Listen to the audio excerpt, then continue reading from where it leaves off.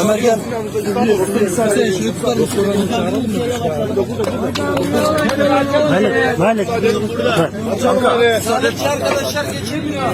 Müsaade et. Müsaade. Aç abi aç. Müsaade. Müsaade. Aç abi.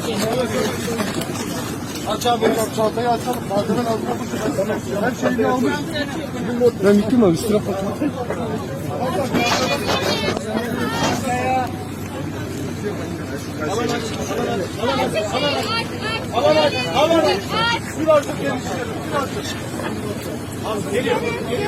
Tam biraz geriye. Ayaktan mı verelim?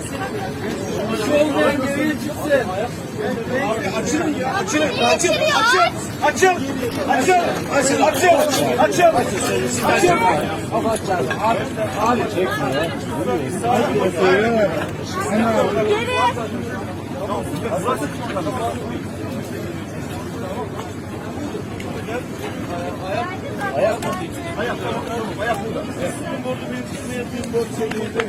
Canı yatırıp duruyorum. Yeter.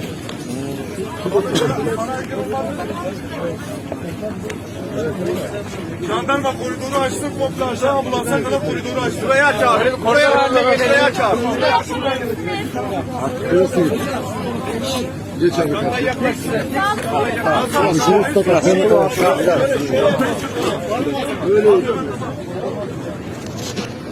Kanka.